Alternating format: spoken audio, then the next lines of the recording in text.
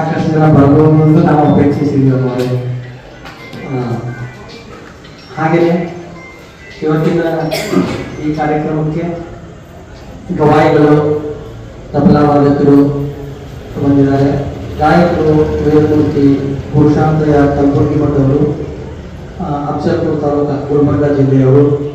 ಅವರನ್ನು ಕೂಡ ನಮ್ಮ ದೇವಸ್ಥಾನದ ಕಮಿಟಿ ವತಿಯಿಂದ ಹಾಗೂ ಎಲ್ಲ ಭಕ್ತವೃಂದದ ವತಿಯಿಂದ ಹಾಗೂ ಗ್ರಾಮದ ಪರವಾಗಿ ನಾನು ತುಂಬ ಹೃದಯದ ಸ್ವಾಗತವನ್ನು ಕೋರ್ತೇನೆ. ಅವರಿಗೆ ನಮ್ಮವರೇ ನಮ್ಮ ಟ್ರಸ್ಟ್ನ ಅಧ್ಯಕ್ಷರಾದಂತಹ ಪ್ರಕಾಶ್ ಗೌಡ ಪಾಟೀಲ್ ಅವರು ಹೂಮಾಲೆಯನ್ನು ಹಾಕಿ ಅವರಿಗೆ ಸ್ವಾಗತಿಸಬೇಕು ಅಂತ ನಾನು ಅವರಿಗೆ ಕೇಳ್ಕೊಳ್ತೀನಿ.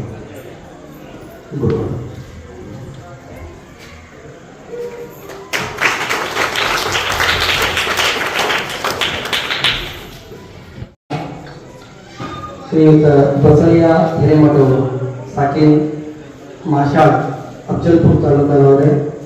ಇವತ್ತು ಬೆಳಗ್ಗೆಯಿಂದ ಟ್ರಾವೆಲ್ ಮಾಡಿಕೊಂಡು ಸಾಯಂಕಾಲ ಒಂದು 4 ಗಂಟೆ ಸುಮಾರಿಗೆ ನಮ್ಮ ಊರಿಗೆ ತಲುಪಿದ್ದಾರೆ. ಈ ಒಂದು ತಿಂಗಳು ನಮ್ಮನ್ನೆಲ್ಲ ಒಂದು ವಿವಿಧ ರೀತಿಯಲ್ಲಿ ಅಮ್ಮವ್ರು ಹೇಳುವಂತಹ ಪ್ರತಿಯೊಂದು ದೃಷ್ಟಾಂತಗಳಿಗೆ ಅನುಗುಣವಾಗಿ ವಾದ್ಯವನ್ನು ನುಡಿಸ್ತಾರೆ.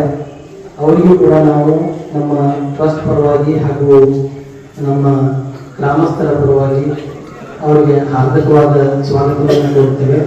ಅವರಿಗೆ ಸತೀಶ್ ಸಿಂಧಿ ಅವರ ಬಗ್ಗೆ ಮಾಲಾರ್ಪಣೆ ಮಾಡಿ ಸ್ವಾಗತಿಸ್ಕೋಬೇಕು ಅಂತ ನಾನು ಅವರಿಗೆ ಕೇಳ್ಕೊಳ್ತೀನಿ.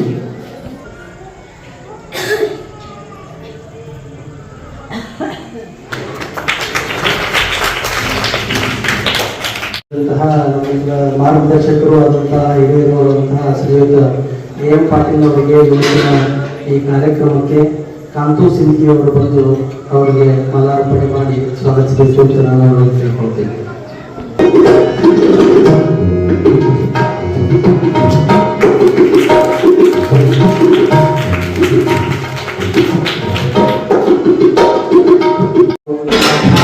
ಸಭೆಯನ್ನ ಎಲ್ಲರೂ ಕೂಡಿ ನಾವು ಸವಿಯೋಣ ಅಂತ ನಿಮ್ಮಲ್ಲೆಲ್ಲರಿಗೂ ಕೇಳ್ಕೊಂಡು, ತಾಯಂದರು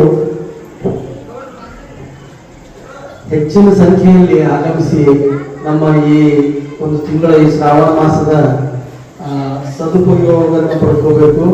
ಹಾಗೂ ನಾವು ಸ್ವಲ್ಪ ದಿನನಿತ್ಯದ ಜೀವನದಿಂದ ಆಧ್ಯಾತ್ಮದ ಕಡೆ ನಾವು ಯಾವ ಥರ ಹೋದರೆ ನಮ್ಮ ಆರೋಗ್ಯವೂ ಕೂಡ ಹೆಂಗೆ ನಾವು ಚೆನ್ನಾಗಿರ್ತದೆ ಹಾಗೂ ನಮ್ಮ ವಿಚಾರಗಳು ಕೂಡ ಚೆನ್ನಾಗಿರ್ತಾವೆ ಅನ್ನೋದನ್ನು ನಾವು ಸ್ವಲ್ಪ ಬರುವಂತಹ ಸಮಯದಲ್ಲಿ ಬದಲಾವಣೆ ಮಾಡಿಕೊಳ್ಳುವಂತಹ ಒಂದು ಪರಿಸ್ಥಿತಿಗಳು ನಿರ್ಮಾಣ ಮಾಡ್ಕೋಬಹುದು.